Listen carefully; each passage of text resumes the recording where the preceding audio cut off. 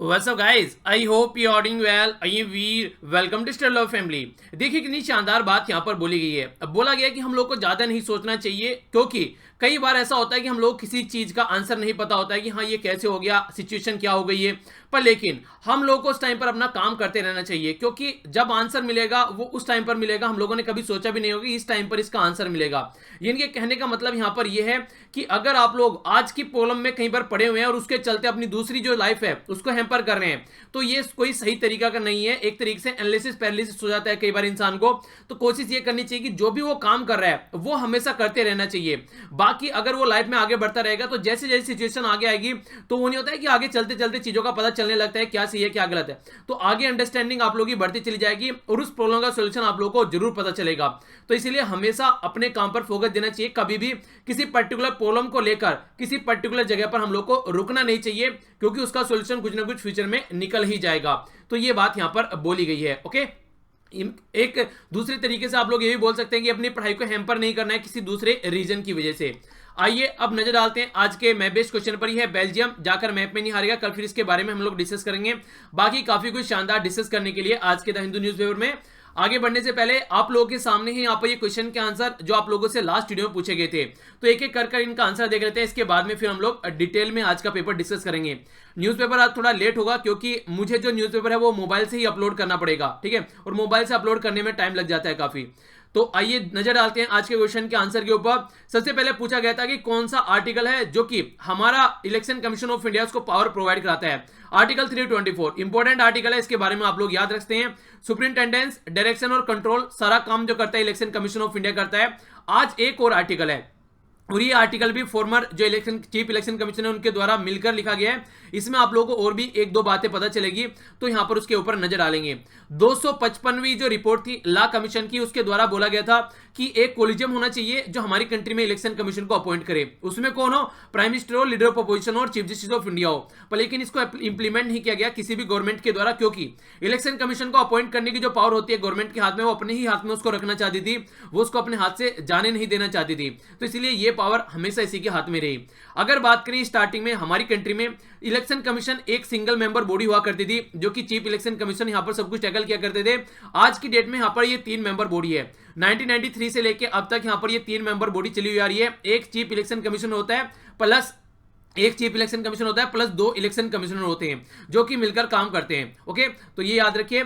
Mars base 1 ये अभी Gobi desert जो कि चाइना के अंदर है वहां पर बनाया गया, और ये कोई रिसर्च स्टडी करने के लिए नहीं बनाया गया। ये बच्चों को इसके बारे में अवेयरनेस फैलाने के लिए, मार्च के बारे में बताने के लिए और खासकर टूरिस्ट एक्टिविटी को बढ़ाने के लिए ये यहां पर एक्टिविटी की गई चाइना के द्वारा। तो याद आप लोग रख सकते हैं। नासा की जो एस्ट्रोनॉट है जिनका नाम था क्रिस्टा कोच, इनको यहां पर बोला जा रहा है कि ये वर्ल्ड में सबसे लंबे समय तक स्पेस में रहने वाली महिला बनने वाली हैं। तो देखते हैं कैसे सिचुएशन आगे बढ़ेगी। नेक्स्ट बात की जा रही है, प्रेसिडेंट डोनाल्ड ट्रंप ने वीटो कर दिया है वो रिजोल्यूशन जो कि यहां पर कांग्रेस यूएसए को एंड करना चाहती थी सऊदी अरेबिया की सपोर्ट को, जो कि सऊदी अरेबिया यमन में वॉर छिड़े हुए हैं। डोनाल्ड ट्रंप चाहते हैं कि ये वॉर चलती रहे और वो यहां पर सपोर्ट कर रहे हैं सऊदी अरेबिया को, और इसीलिए जो इनके वीटो पावर है इन्होंने वीटो कर दिया है यहां पर जो कांग्रेस का वो मुद्दा था, और उसको सेकंड बार इनके द्वारा वीटो किया गया है। तो ये डोनाल्ड ट्रंप की मंशा यहां पर दिखाता है कैसी कंडीशन इनके माइंड की चल रही है और क्या ये चाहते हैं, यानी कि एक नेगेटिव डायरेक्शन में काम करना चाहते हैं। आइए नजर डालते हैं आज के आर्टिकल पर। अगर आप लोग लेक्चर की पीडीएफ डाउनलोड करना चाहते हैं तो फेसबुक से डाउनलोड कर सकते हैं, मेरे साथ में कनेक्ट भी यहां पर आप लोग रह सकते हैं। इसी के साथ में टेलीग्राम का भी लिंक वीडियो के नीचे मिल जाएगा। देखते हैं कौन से आर्टिकल डिस्कस करने हैं। जो यहाँ पर फर्स्ट आर्टिकल है, यहाँ पर ये 5 साल में गवर्नमेंट ने क्या क्या बदतमीज की है उसके बारे में यहाँ पर बात की जा रही है। लास्ट 5 ईयर किस तरह की कंडीशन रही है, तो ये इंपॉर्टेंट नहीं है क्योंकि यहाँ पर क्रिटिसाइज किया जा रहा है चीजों को, और एग्जाम में ज्यादा क्रिटिसिज्म अच्छा नहीं होता है। एक कंस्ट्रक्टिव क्रिटिसिज्म यहाँ पर होना चाहिए। आगे आने वाले टाइम में क्या करना है तो आर्टिकल पर नहीं नजर डालेंगे। ये वाला आर्टिकल फिर से यहां पर आया जेट एयरवेज के बारे में, कल ही हम लोगों ने डिस्कस किया था, तो वही तमाम मुद्दे डिस्कस किए जा रहे हैं। आखिर हुआ क्या था? हुआ यह था कि जेट एयरवेज की खस्ता हालत हो चुकी है और उसने गवर्नमेंट से बोला कि मुझे सपोर्ट करो। इमीडिएटली उसने 400 करोड़ रुपए मांगे बैंकों से, जो कि उसको मना कर दिया गया। फिर ये पहुंचे कहां पर? ये पहुंचे हाईकोर्ट के अंदर, बॉम्बे हाईकोर्ट के अंदर। बॉम्बे हाईकोर्ट ने बोला कि बॉम्बे हाईकोर्ट को इन्होंने बोला कि हमको ये सपोर्ट प्रोवाइड कराए ताकि हमारी डूबती हुई नैया बचाई जा सके। अब बॉम्बे हाईकोर्ट ने भी ये बोल दिया कि हम लोग फोर्स नहीं कर सकते यहां पर किसी भी बैंक को कि ऐसी कंपनी में पैसा लगाए जो कि डूब रही है, यानी कि बैंक को काफी नुकसान होगा। बैंक की हालत वैसे ही बहुत खराब है, एनपीए ऑलरेडी इतना ज्यादा हो चुका है। अब यहां पर इस तरह की कंपनी को सपोर्ट करके फिर से बैंक के ऊपर और ज्यादा प्रॉब्लम क्रिएट नहीं की जा सकती। तो ये बातें की गई है। वैसे कल डिटेल में हम लोगों ने ये आर्टिकल डिस्कस किया था, कोई नई बातें यहाँ पर नहीं है। ये लीबिया की कंडीशन खराब होती हुई जा रही है, उसके ऊपर नजर डालेंगे आखिर क्या सिचुएशन यहाँ पर बनी हुई है। बीजिंग यानी कि चाइना फिर से यहाँ पर ग्रोथ रेट पर चल रहा है, आखिर कैसे सिचुएशन निकली उसके बारे में नजर डालेंगे। ये यहाँ पर आज जो नॉर्मली पहले फ्राइडे को ये आता था यहाँ पर कि एक सपोर्ट करता था, दूसरा अपोज करता था और एक न्यूट्रल रहता था, तो ये इस तरीके से आता था आर्टिकल। अब यहाँ पर चेंज हो चुका है। यहाँ पर अब आर्टिकल यहाँ पर 2% की राय यहाँ पर जानी जाती है। तो यहाँ पर देखेंगे क्या क्या बातें की जा रही है। कुछ इंपॉर्टेंट पॉइंट आप लोगों के सामने देखने को मिलेंगे, हालांकि मैक्सिमम रिपीट है जो कि आप लोगों के सामने पहले डिस्कस किए जा चुके हैं। पोल्यूशन कितना खतरनाक लेवल का इंपैक्ट डाल रहा है, वो बातें डिस्कस की गई हैं, नजर डालेंगे आर्टिकल के ऊपर।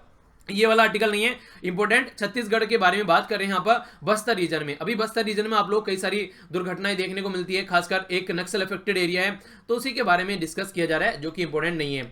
पोल्यूशन जो है आज के डेट में बहुत ही खतरनाक लेवल पर पहुंच चुका है। रिसेंटली अभी एक स्टडी निकल कर आई थी जिसमें बोला था कि 20 टॉप पोल्यूटेड कंट्री में हमारी कंट्री की 16 सिटी यहां पर देखने को मिल रही हैं, यानी कि टॉप 20 जो सिटीज है उसमें से 16 सिटीज हमारी कंट्री की है। तो ये सिचुएशन ने कहीं ना कहीं आप लोग समझ सकते हैं कि हर एक बड़ी सिटी हमारी कंट्री में पोल्यूशन से ग्रसित है, उसी के बारे में यहां पर बात की जा रही है। तो राइटर क्या बोल रहे हैं उससे पहले जानने से पहले आप लोगों के सामने है क्वेश्चन में ये बोला गया कि ये जो इलेक्शन का सेशन जो चल रहा है, जो इलेक्शन का ये सीजन जो चल रहा है, इसमें यहां पर पॉलिटिकल पार्टी को पोल्यूशन भी एक इशू बनाना चाहिए कि पोल्यूशन को वो कम करेंगे, इस बारे में भी फोकस देकर चलना चाहिए। जो प्रोवाइड कराने की सब बात करें ये सब चीजें, क्योंकि देखिए पोल्यूशन बच्चों पर, आने वाली जनरेशन पर और खासकर हमारे प्लानिट पर, और या फिर बुजुर्ग लोग कहते हैं उनके ऊपर ये प्रीमेच्योर डेथ का भी बहुत बड़ा रीजन होता है। तो इसकी वजह से यहाँ पर पॉलिटिकल पार्टी को इसको अपना पार्ट बनाना चाहिए ताकि इसके बारे में भी वो कमिटमेंट कर सकें। तो ये क्वेश्चन है जिसका आंसर आप लोग को देना है। आइए अब नजर डालते हैं। सबसे पहले आप लोग यहाँ पर ये डेटा देखिए, इससे ये पता चलता है कि किस तरीके के पोल्यूशन का लेवल है। यहाँ पर जो ये इंडेक्स है, यहाँ पर ये इंडेक्स ये कैटेगरी में डिवाइड कर रखा है। यहाँ पर ये आप लोगों के सामने 6 कैटेगरी है, 1 2 3 4 5 6, ये 6 कैटेगरी अलग अलग यहाँ पर एयर क्वालिटी इंडेक्स को यहाँ पर डिवाइड करते हैं। अगर 0 से 50 के बीच में है तो गुड है, अगर 51 से 100 के बीच में सेटिस्फैक्टरी है, अगर 101 से 200 के बीच में तो मॉडरेट है, अगर 201 से 300 के बीच में तो पुअर है, और 301 से 400 के बीच में है तो वेरी पुअर है, और 401 से 500 के बीच में है तो सीवियर है, यानी कि खतरनाक लेवल की कंडीशन क्रिएट यहां पर कर रहा है। इंपैक्ट भी जैसे जैसे ऊपर बढ़ेंगे वैसे वैसे इंपैक्ट बढ़ता चला जाता है, उतना ही खतरनाक लेवल की बीमारी क्रिएट हो जाती है। और ये इसके कलर कोड हैं जो कि कई बार आप लोगों से पूछ लिए जाते हैं, ठीक है, तो हल्का सा आइडिया इसके बारे में आप लोग रख सकते हैं। अब आर्टिकल जानेंगे, अब आप लोग अंडरस्टैंड कर पाएंगे क्या बातें मैं यहां पर कर रहा हूं। यहां पर बात ये बोली जा रही है कि देखिए आज की डेट में पॉल्यूशन उस लेवल पर पहुंच चुका है कि सांस लेने में भी प्रॉब्लम हो रही है। तो पॉलिटिकल पार्टीज को कहीं ना कहीं, हर एक पॉलिटिकल पार्टी को इसके बारे में फोकस देकर चलना चाहिए कि कैसे इसका सॉल्यूशन निकालना है, क्योंकि हमारी जो कैपिटल है दिल्ली, वो हमेशा हेडलाइन में बनी रहती है हर साल पॉल्यूशन की वजह से। तो ये सिचुएशन काफी खतरनाक लेवल पर पहुंच जाती है।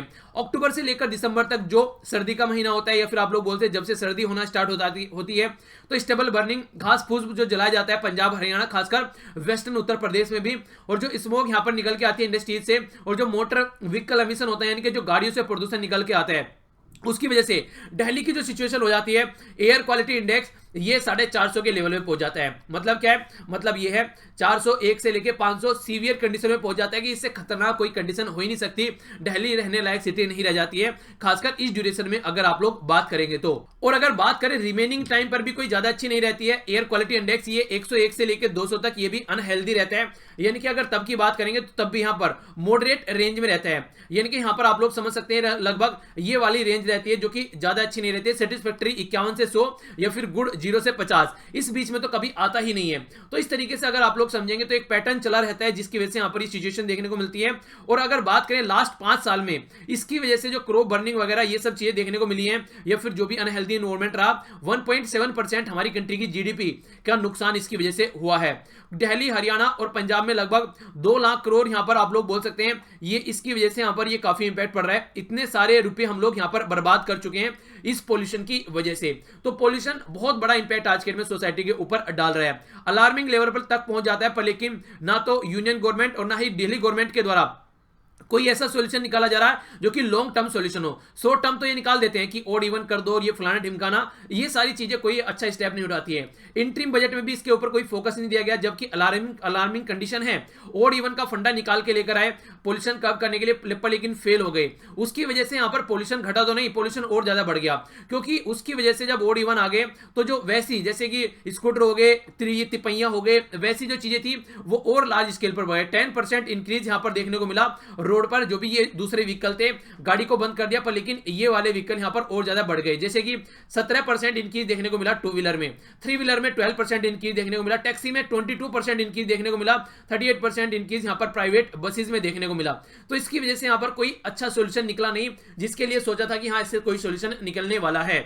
इसी के साथ में जो करंट साइंस के द्वारा स्टडी की गई, यहां पर यह बोला गया कि मॉर्निंग टाइम में जो नॉर्मल रहा करता था, खासकर मॉर्निंग में ये बोलते थे लोग कि मॉर्निंग वॉक पर चले जाते हैं, उस टाइम पर पोल्यूशन काफी कम होगा। जब ये ओड इवन इंप्लीमेंट कर दिया गया तो मॉर्निंग में पोल्यूशन बहुत हाई लेवल पर पड़ गया। रीजन क्या था? रीजन ये था कि मॉर्निंग में ये जो रूल था ये इंप्लीमेंट नहीं होता था, इसलिए मॉर्निंग में और ज्यादा स्केल पर यहां पर ये बढ़ गया, ताकि मॉर्निंग में लोग जल्दी जाने लगे अपनी गाड़ीज को लेकर। तो इसकी वजह से ये प्रॉब्लम काफी लार्ज स्केल पर निकल कर आई।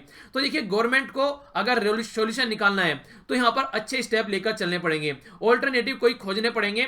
ऐसे जिस तरीके से बच्चों की तरीके से जो काम किए जा रहे हैं, ये कर लेते हैं वो कर लेते हैं, उन्हें की टेम्परेरी सॉल्यूशन जो खोजे जा रहे हैं उसे सॉल्यूशन नहीं लगेगा। स्टेबल बर्निंग कैसे रोकनी है उसके ऊपर फोकस देकर चलना पड़ेगा। इसी के साथ में प्लास्टिक का पोल्यूशन है वो भी कई बार जलाया जाता है, उसके ऊपर भी बैन लगाना पड़ेगा।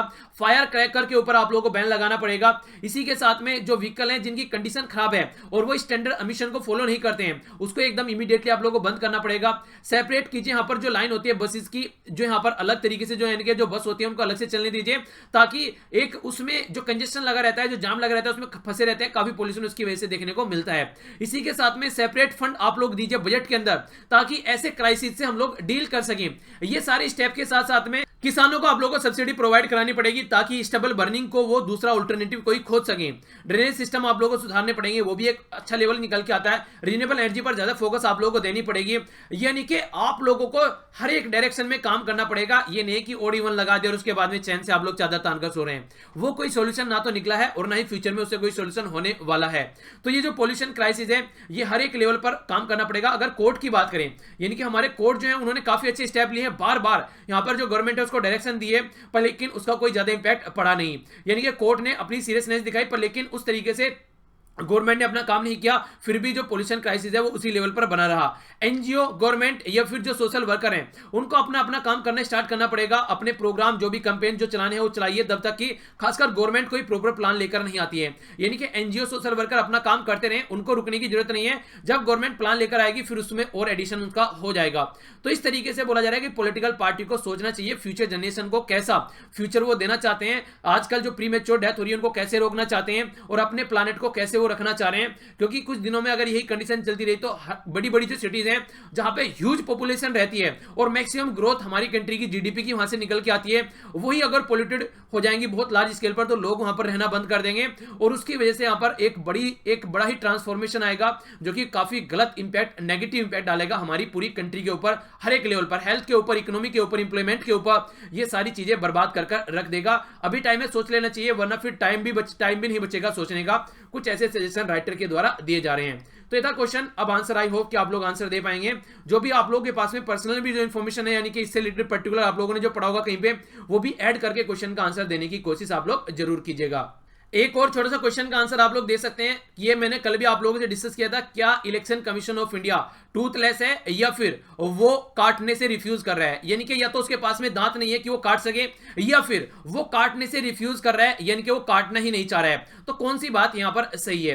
तो ये काफी इंपॉर्टेंट यहां पर एक डिस्कशन आप लोग इसको बोल सकते हैं। हालांकि सारे पॉइंट मैंने आप लोगों को ऑलरेडी बता चुके हैं, तो थोड़ा सा यहां पर आप लोगों को रिवाइज करा देता हूं। जो बातें यहां पर की जा रही है, फॉर्मर जो चीफ इलेक्शन कमिश्नर थे हमारी कंट्री के SY कुरैशी के साहब के द्वारा बात की जा रही है, और इनकी एक किताब भी है यहां पर, ये भी आप लोग याद रख सकते हैं, इलेक्शन से रिलेटेड है। An undocumented wonder the great Indian election. तो ये किताब इनके द्वारा लिखी गई है, ठीक है। इसी के साथ में त्रिलोचन शास्त्री हैं, इनके बारे में आप लोगों को पता होना चाहिए, चेयरपर्सन है ये एसोसिएशन ऑफ डेमोक्रेटिक रिफॉर्म के, तो इनके बारे में आप लोगों को जरूर पता होना चाहिए। इसी के साथ में यहाँ पर फॉर्मर डीन भी हैं Indian institute of management Bangalore के, ठीक है। तो यानी कि जो IIM बेंगलोर है उसके ये डीन भी हैं। तो जो भी पर्सनैलिटी है यहाँ पर ये ADR के अंदर ये काफी इंपॉर्टेंट पर्सनैलिटी है, अलग अलग हाई पोस्ट पर रहने वाले पर्सन है। तो ये भी कहीं ना कहीं हमारी जो डेमोक्रेसी है उसको कैसे मेंटेन रखा जा सकता है उसके ऊपर बात करते हैं। तो यहां पर इसी के बारे में डिस्कस किया जा रहा है। देखिए पिछले कुछ टाइम में हम लोग को देखने को मिला कि जो रूलिंग पार्टी है वो किस तरीके से बिहेव कर रही है, यानी कि प्राइम मिनिस्टर मोदी तक भी यहां पर जिस तरीके से मॉडल कोड ऑफ कंडक्ट का हनन कर रहे हैं और इलेक्शन कमीशन ऑफ इंडिया उनको रोक भी नहीं रहा है, यानी कि उनको क्लीन चिट यहां पर दे रहा है। तो देखिए अगर आप लोग बात करें आर्टिकल 324 के तहत ये पावर तो है कि वो कई सारे एक्शन ले सकता है, पर लेकिन ये भी हम लोगों ने कल डिस्कस किया था कि इतनी भी पावर नहीं है कि किसी पॉलिटिकल पार्टी को डी रजिस्टर कर सके, जिसके बारे में बात की थी। फॉर्मर गवर्नर जो रघुराम राजन जी RBI के, उनके द्वारा भी बोला गया था कि कोई भी ऐसी हरकतें अगर करती है पॉलिटिकल पार्टी जो कि इकोनॉमी पर नेगेटिव इंपैक्ट डालता है तो उस पॉलिटिकल पार्टी को डी रजिस्टर कर देना चाहिए था। अभी हम लोगों ने डिस्कस किया था स्टार्टिंग में क्वेश्चन के जब आंसर करे थे, लॉ कमीशन की 255वीं रिपोर्ट में यह बोला गया था कि इलेक्शन कमीशन इंडिया को यहां पर अपॉइंट करने के लिए जो बॉडी होती है वो एक कोलिजियम होना चाहिए जिसमें prime minister, leader of opposition और चीफ जस्टिस ऑफ इंडिया होने चाहिए, इनके द्वारा अपॉइंट करना चाहिए। पर लेकिन वो भी चीजें इंप्लीमेंट नहीं की गई हैं। तो ना तो हम लोग ये बोल सकते कि इसके पास में टूथ नहीं है, यानी कि दांत नहीं है, ये काट नहीं सकता, नहीं ये बोल सकते कि रिफ्यूज कर रहा है, ठीक है। दोनों ही तरीके से एक मॉडरेट पाथ आप लोगों को लेकर चलना पड़ेगा। कहीं ना कहीं देखिए पावर तो है, आप लोग बोल सकते हैं कुछ हद तक तो इतनी पावर है कि हाँ काफी कुछ स्टेप उठाए जा सकते हैं, ठीक है। पर लेकिन कुछ हद तक अगर आप लोग देखेंगे रिफ्यूज भी कर रहा है, तो दोनों ही काम यहां पर किए जा रहे हैं। कहीं तो पावर कम है, जैसे कि कोई भी पार्टी कितनी भी हरकत करे डी रजिस्टर उनको नहीं कर सकते हैं, और कहीं पर जहां पर पावर है, जैसे अभी मोदी जी के द्वारा जो चीजें की गई या फिर योगी जी के द्वारा जो चीजें की गई या फिर अपोजिशन की भी किसी पार्टी के कैंडिडेट के द्वारा जो हरकतें की जा रही है, तो ये ऐसे स्टेप नहीं उठा रहे ताकि यहां पर उनको रोका जा सके, यानी कि पावर का यूज भी नहीं कर रहे हैं, कुछ हद तक पावर भी नहीं है, उसके बारे में भी यहां पर सोचने की बात की जा रही है। तो इलेक्शन कमीशन ऑफ इंडिया को यह तो बात की जा रही है कि ज्यादा पावर इसको देनी चाहिए, और खासकर ये एक ऐसी इंडिपेंडेंट बॉडी होनी चाहिए कि कोई पंगा ही ना हो यहां पर इसके बीच में कि हाँ जो गवर्नमेंट है उसको कंट्रोल कर सके। ये भी हम लोगों ने कल ही डिस्कस किया था जब मैंने आप लोगों को बताया था कि देखिए हाँ, स्टार्टिंग में हमारी कंट्री में एक चीफ इलेक्शन कमिश्नर हुआ करते थे, बाद में चलकर हम लोगों ने इसको 3 मेंबर बॉडी बना दी। पर लेकिन ये हम लोगों ने नहीं किया कि जो एक मेंबर है उसका तो हम लोग बात करते हैं कि उसको अगर हटाना है तो जैसे कि इंपीचमेंट किया जाता है उस तरीके से प्रेसिडेंट का ऐसे उसको हटाते हैं, पर लेकिन जब बात करते हैं 2 जो नए ऐड किए गए हैं उनके लिए ऐसा कोई प्रोविजन नहीं है। और सबसे बड़ी बात यह है अगर ये 2 यहां पर गवर्नमेंट के हिसाब से काम करेंगे तो चीफ इलेक्शन कमिश्नर को यहां पर ये कंट्रोल कर लेंगे, क्योंकि मेजॉरिटी वोट यहां पर मानी जाती है। तो इस तरीके से यहां पर कहने का मतलब ये है गवर्नमेंट अगर चाहे तो यहां पर पूरे इलेक्शन कमिश्नर को यहां पर कंट्रोल कर अपने हिसाब से काम करा सकती है। जो 2 हैं इनको लुभावन वाद का कोई भी ऐसा देकर कि आप लोगों को फ्यूचर में हम लोग ये पोस्ट दे देंगे, आपको election commissioner, chief election commissioner of India बना देंगे, हमारे हिसाब से काम करो, ये फलाना ढिमकाना, तो इस तरीके से यहां पर इनको कंट्रोल किया जा सकता है। तो उसको भी चेंज करने की यहां पर जरूरत है। तो ऐसे कुछ यहां पर प्रॉब्लम है जिसका सोल्यूशन निकालना चाहिए, और जो कि यहां पर पॉलिटिकल पार्टी सपोर्ट करने के लिए तैयार नहीं है। सुप्रीम कोर्ट ने टाइम टू टाइम यहां पर डायरेक्शन दिए, और कई सारे जो इलेक्शन कमीशन है पहले भी चीफ उनके द्वारा चिल्लाया गया है कई बार कि हां हमको और ज्यादा पावर दो ताकि हम इस सिचुएशन को कंट्रोल कर सकें जो भी यहां पर इलेक्शन के टाइम पर यहां पर निकल कर आती है। तो अगर मिड पाथ लेकर यहां पर चला जाए तो दोनों ही बात आप लोग बोल सकते हैं, एक तो पावर कम है, ज्यादा पावर देनी चाहिए, और जितनी पावर है उसका भी इफेक्टिवली यूटिलाइज नहीं कर रहा है उसको भी यहां पर ढंग से यूटिलाइज करना चाहिए। यानी कि मॉडल कोड ऑफ कंडक्ट का जहां जहां पर भी हनन कर रहा है वहां पर भी ये काफी रिलेक्टेंट है, एक्शन नहीं लिया जा रहा है इसके द्वारा, तो वो भी यहां पर सोचने वाली बात है। और फर्स्ट टाइम ऐसा इलेक्शन की हिस्ट्री में हो रहा है कि इतने लार्ज स्केल पर ये हरकतें देखने को मिल रही हैं और इस लेवल की हरकतें देखने को मिल रही हैं। तो दोनों ही बातें यहां पर बोली जा रही हैं, ठीक है। तो ये इस तरीके से आप लोगों के सामने आर्टिकल है। इस क्वेश्चन का भी आंसर आप लोग देखते हैं, क्या इलेक्शन कमिश्नर टूथलेस बॉडी है या फिर वो रिफ्यूज कर रहा है बाइट करने से, उसके पास में दांत तो हैं? तो ये क्वेश्चन का आंसर आप लोग जरूर दीजिएगा। कल भी डिस्कस किया था, तो 2 क्वेश्चन आप लोग बोल सकते हैं आप लोगों के पास में हो गए हैं। आगे चलते हैं, बात कर रहे हैं बीजिंग ये यहां पर बात की है, सरप्राइज यहां पर एक राइज इसमें देखने को मिल रहा है। नॉर्मली ये माना जाता है कि जो चाइना की इकोनॉमी है वो काफी घटती जा रही है, पर लेकिन मार्च के महीने में जो अभी एस्टिमेशन निकल कर आया है उसमें ये बोला जा रहा है कि काफी अच्छे लेवल पर फिर से ये रीग्रोथ यहां पर देखने को इसके अंदर मिल रही है।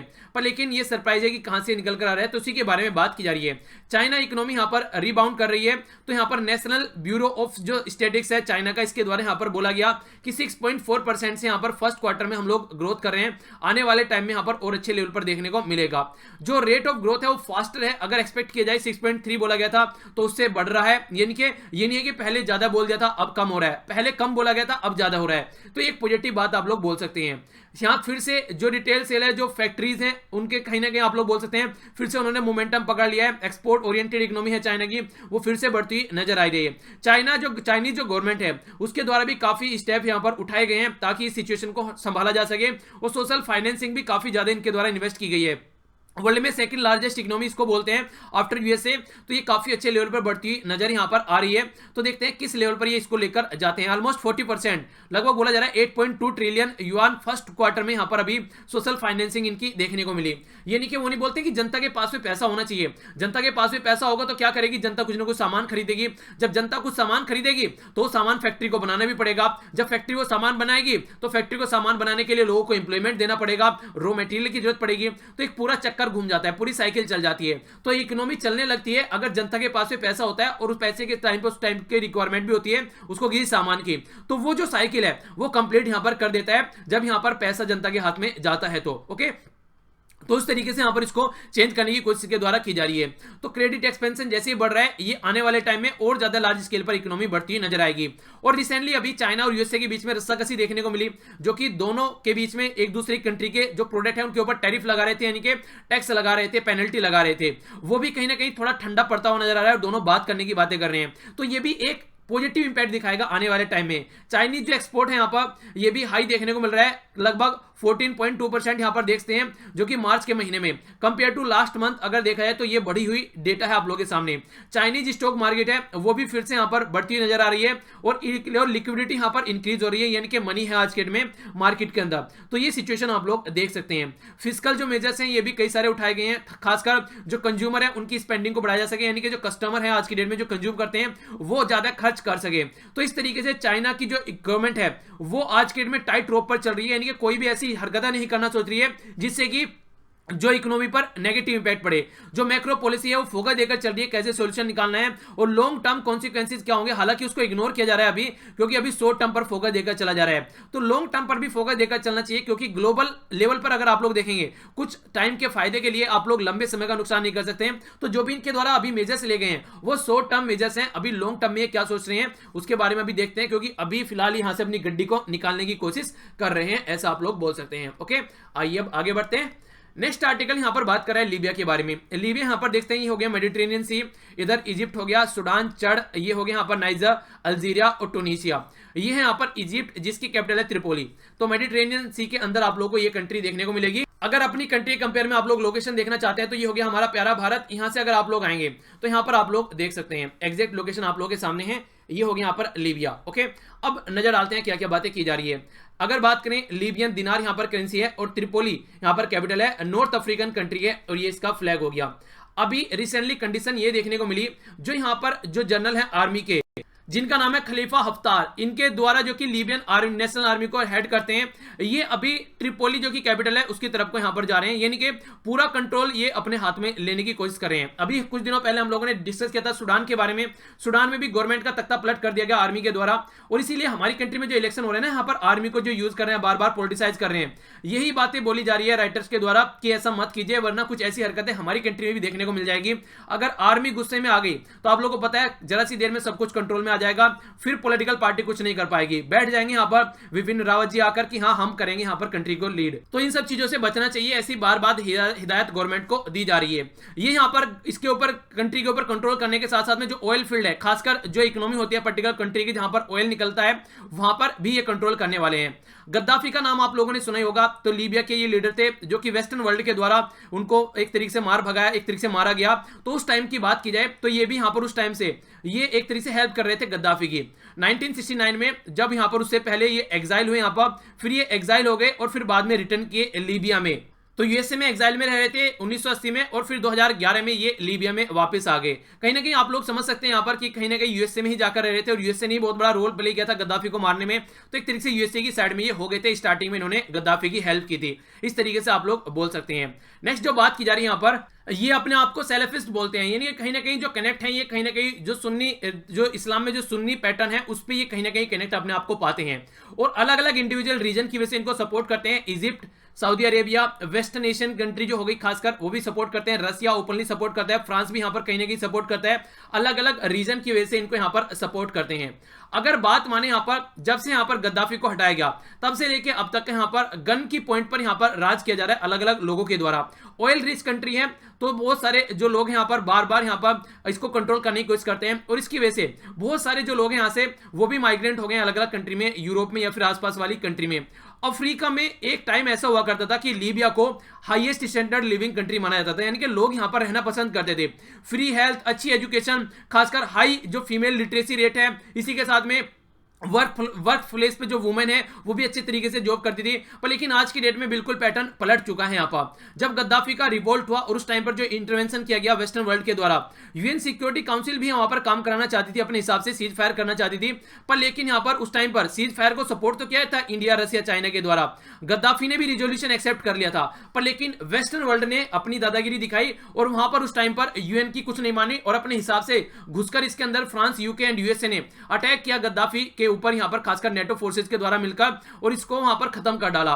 तो उस टाइम से लेकर अब तक का अगर आप लोग देखेंगे यहां पर कोई भी ना तो रेस्पॉन्सिबल गवर्नमेंट आई है ढंग से और ना ही कोई सिचुएशन यहां पर संभाली गई है। जो सबसे अच्छी शानदार कंट्री मानी जाती थी काफी अच्छे लेवल पर अफ्रीका के अंदर, आज की डेट में उसकी हालत काफी खस्ता है। यहां पर बहुत सारे रीजन है इसके, अगर आप लोग देखें यहां पर कोई एक ऐसा नहीं मिला। जैसे आप लोग अपनी कंट्री में देखिए, हमारी कंट्री जैसे अंग्रेजों से आजाद हुई ना, तो हमारी कंट्री में जो लीडर थे वो समझ चुके थे कि कंट्री को कैसे लीड करना है, यानी कि अंग्रेजों के टाइम पर भी एक अच्छी खासी गवर्नमेंट वो चला रहे थे हमारी कंट्री में। तो उसी टाइम पर कौन प्राइम मिनिस्टर बनेगा, कौन होम मिनिस्टर बनेगा और कैसी गवर्नमेंट होगी और कैसे वो पैटर्न को लेकर चलेंगे, वो एक तरीके का आप लोग बोल सकते हैं कि एक्सपेरिमेंट कर चुके थे पहले ही। तो इसलिए जैसे अंग्रेज छोड़कर गए तो हम लोगों ने कंट्री संभाल ली। पर लेकिन यहां पर कंट्री में कोई ऐसा नहीं था, यहां पर अलग अलग राजा निकल कर आ गए कि हाँ हमको करना है काम, हमको करना है। और खासकर ये कंडीशन उनके कंट्रोल में नहीं रही, क्योंकि जब सिचुएशन खराब होती है, अगर आप लोगों के पास में एक्सपीरियंस नहीं है तो उसको कंट्रोल नहीं कर पाएंगे, और खासकर जनता भी जब साथ में सपोर्ट करने के लिए तैयार न हो। और इसी के साथ में जब जो जनता है वो कंट्रोल की जा रही हो काफी टाइट तरीके से, और फिर लिबरल आ जाए, यानी कि थोड़े से शांत स्वभाव के इंसान आ जाए, तो उनके कंट्रोल में तो वैसे भी नहीं आने वाली है। कुछ यही कंडीशन यहां पर देखने को मिली। तो अभी लीबिया के अंदर देखते हैं क्या सिचुएशन आगे आने वाले टाइम में बनती है। अभी जो है वो situation up to the mark नहीं है, आगे आने वाले टाइम में ये जताया जा रहा है कि और भी खतरनाक लेवल की कंडीशन यहां पर बन सकती है। आइए चलते हैं अगले सेशन की ओर। यहां पर बात की जा रही है 67% यहां पर टर्नआउट देखने को मिला सेकंड फेज के लिए लोकसभा का, हाईएस्ट पौंडीचेरी में जो कि 78%, 71% यहां पर जो देखने को मिला तमिलनाडु के अंदर। ये इस तरीके से आप लोग इसको देख सकते हैं। अब थर्ड फेज का जो इलेक्शन होगा उसमें देखते हैं फिर क्या होगा। अभी 2 फेज कंप्लीट हमारी कंट्री में हो चुके हैं। क्रॉस एलओसी जो ट्रेड है यहाँ पर इंडिया और पाकिस्तान के बीच में, वो बिल्कुल यहाँ पर सस्पेंड कर दिया गया है। जो थोड़ा बहुत होता था वो भी बंद कर दिया गया है। मिसयूज बोला जा रहा है यहाँ पर आर्म्स या फिर ड्रग्स स्मगलर, ये सारी चीजें यहाँ पर देखने को मिल रही है। और मैक्सिमम हमारी कंट्री की जो फेक करेंसी है यहाँ पर हमारी कंट्री में, वो भी पाकिस्तान की साइड से इसी तरीके से आती है, तो उसको रोका जा सके। इन सब तमाम मुद्दों की वजह से यहाँ पर सस्पेंड कर दिया गया और मिनिस्ट्री ऑफ होम अफेयर के द्वारा यहाँ पर ये इंफॉर्मेशन दी गई है। तो एक अच्छी बात बोल सकते हैं, क्योंकि खासकर इलेक्शन के टाइम पर ये सारी चीजें हमारी कंट्री में होना सही नहीं है। हिंदुस्तान एरोनॉटिक्स लिमिटेड HAL के द्वारा फिर से रिज्यूम कर दिया है टेस्ट फ्लाइट टेस्ट करने के लिए जो इंटरमीडिएट जेट ट्रेनर IJT, ये इसका मॉडिफाइड वर्जन यहां पर निकाल के लेकर आ रहा है, क्योंकि पहले जब बात की जा रही थी ये ढंग से काम नहीं कर रहा था। अब फिर से बोला जा रहा है कि अब इसको ढंग से काम कराया जाएगा। ठीक है, तो देखते हैं कैसे इसको ढंग से काम कराने की बात की जा रही है। नेक्स्ट जो बात की जा रही है यहाँ पर, ये बात की जा रही है पाकिस्तान के जो फाइनेंस मिनिस्टर हैं उनके द्वारा, जिनका नाम था असद उमर, उनके द्वारा अपना इस्तीफा दे दिया गया है। और यहाँ पर अभी पाकिस्तान काफी इकोनॉमिक कंडीशन से जूझ रहा है, और ऐसी सिचुएशन में ये यूएसए से आए हेल्प मांगने गए थे वहां पर जो वर्ल्ड बैंक वगैरह इनसे, कि किस तरीके से सिचुएशन को सुधारा जा सके, IMF से कि सिचुएशन को कैसे यहाँ पर सुधारा जा सके। वो आते ही उनके द्वारा जैसे यहाँ पर इस्तीफा दिया गया, क्योंकि उनको दूसरा पोस्ट देने की बात की गई थी प्राइम मिनिस्टर इमरान खान के द्वारा। तो ये काफी ग्रेव कंडीशन आप लोग बोल सकते हैं, वो भी ऐसी सिचुएशन में जहां पर कंट्री की जो सिचुएशन है वो सही नहीं है। तो देखते हैं क्या इसके लिए आगे फ्यूचर में प्रॉब्लम का सोल्यूशन निकलता है, क्योंकि पाकिस्तान आज के वैसे ही चौराहे पे खड़ा है इकोनॉमिक पॉइंट ऑफ व्यू से अगर देखा जाए तो। काफी लंबे समय से चिल्ला रहे थे कि मूलर रिपोर्ट आएगी। मूलर रिपोर्ट यहां पर पब्लिश की गई है, यहां पर जो यहां पर अटॉर्नी जनरल है, यहां पर अटॉर्नी जनरल विलियम मूलर, तो इनके द्वारा यहां पर रिपोर्ट पब्लिश की गई है। तो इसमें कुछ भी ऐसा नहीं बताया गया है कि ट्रंप ने किसी भी न्याय की जो प्रक्रिया चली थी उसमें रुकावट की है, या फिर ट्रंप को यहां पर दोषी नहीं बताया गया है। यानी कि ट्रंप को क्लीन चिट यहां पर इस रिपोर्ट के द्वारा दे दी गई है। तो देखते हैं आगे आने वाले टाइम में और क्या प्रॉब्लम होने वाली है, क्योंकि 2020 में अभी इलेक्शन होने वाले हैं, तो सिचुएशन कैसे हैंडल की जाएगी तो देखने वाली बात होगी। तो मूलर रिपोर्ट का आप लोग नाम याद रखते हैं कि किससे रिलेटेड थी, तो आप लोगों से क्वेश्चन पूछा जा सकता है। तो ये जो भी इलेक्शन हुए थे यूएसए में 2016 में उनको एनालाइज करी थी कि कितना रशिया के यहाँ पर रोल था और क्या कंडीशन थी यहाँ पर, वो तमाम मुद्दों को यहाँ पर एनालाइज करने के लिए ये रिपोर्ट थी।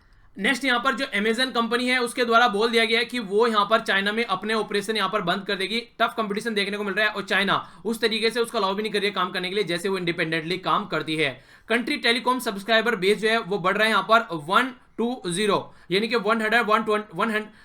120 करोड़ के लगभग यहाँ पर फरवरी में जो देखने को मिला, ये काउंट किया गया। नेक्स्ट एडिशन कितना यहाँ पर रिलायंस जियो और इसी के साथ में स्टेट और बीएसएनएल में यहाँ पर काफी अच्छी ग्रोथ देखने को मिली। ये इन्फॉर्मेशन दी गई है telecom regulatory authority of India यानी कि ट्राई के द्वारा।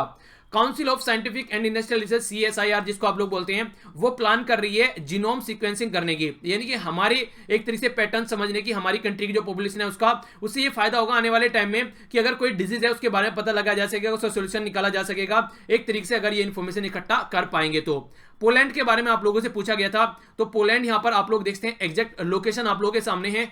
अगर अपनी कंट्री कंपेयर में इसको देखना चाहते हैं तो बीच में हो गई हमारी प्यारी कंट्री। यहां से अगर आप लोग जाएंगे इस साइड में तो आप लोगों को पोलैंड देखने को मिलेगा। ये एग्जैक्ट लोकेशन ये यहाँ पर आप लोग पोलैंड देख सकते हैं। थोड़ा और जूम कर लेते हैं, कोई लैंडलॉक कंट्री नहीं है। आप लोग देखते हैं इधर बाल्टिक सी हो गया, ऊपर थोड़ा अगर चलेंगे तो इसके बारे में आइडिया रख सकते हैं। ठीक है, पोलिश जुलोटी यहाँ पर इसकी करेंसी हो गया और वॉर्सा यहाँ पर इसकी कैपिटल हो गया और ये फ्लैग और यूरोपियन कंट्री है ये। आइए नजर डालते हैं आज के क्विज के ऊपर। सबसे पहले बात की जा रही है यहाँ पर इकोनॉमिक लॉस की। अगर बात करें लास्ट 5 ईयर में जो क्रॉप बर्निंग की वजह से जीडीपी को लॉस हुआ है वो कितना हुआ है, ये आप लोगों को बताना है।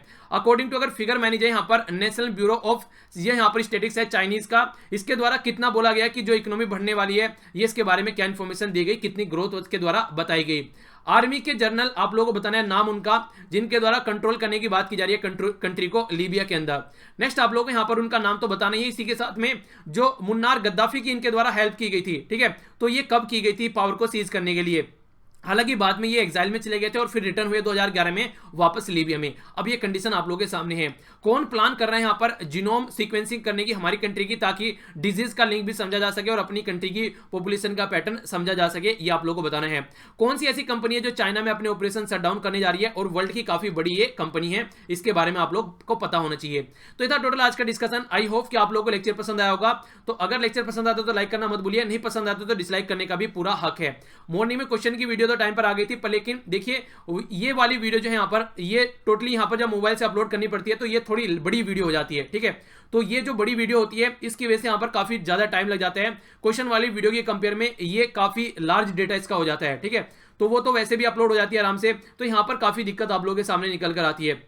ठीक है, तो उसको थोड़ा पहले भी अपलोड कर दिया जाता है, उसमें कोई दिक्कत नहीं है। पर लेकिन मॉर्निंग में ही न्यूज़पेपर आना और फिर मॉर्निंग में ही बनाना और मॉर्निंग में ही अपलोड करना, तो यहाँ पर वो सबसे बड़ी लिमिटेशन होती है। नैनो भी थोड़ी पहले बनाई जा सकती है, क्वेश्चन की वीडियो भी थोड़ी पहले बना के अपलोड कर सकता हूँ, पर लेकिन ये वाली तो मॉर्निंग में ही सारा काम करना पड़ता है। तो इसलिए इस वाली वीडियो में ये थोड़ी बहुत प्रॉब्लम कई बार देखने को मिल जाती है। तो कोऑपरेट कीजिए आप और एंजॉय कीजिए अपनी पढ़ाई को और थोड़ा सा रिवीजन के ऊपर जरूर फोकस दीजिए। ओके, जो कि मैंने आप लोग क्वेश्चन वाली वीडियो में भी समझाया था कैसे कैसे आप लोगों को रिवाइज कर चलना है और किस तरीके से क्वेश्चन वाली वीडियो एग्जाम में फायदा करेगी, वो पैटर्न आप लोग जरूर फॉलो कीजिए। आप लोग कंफ्यूजन में नहीं आना है, आगे आने वाले टाइम में फायदा देखने को मिलेगा, इस बात की मैं गारंटी देता हूं, अगर आप लोग रेगुलर प्रैक्टिस कर चलते रहेंगे तो। ओके, तो मिलता हूं नेक्स्ट लेक्चर में। बड़ों को नमस्ते, छोटों को प्यार, छोटी सी लाइफ एंजॉय करो यार। तब तक के लिए जय हिंद।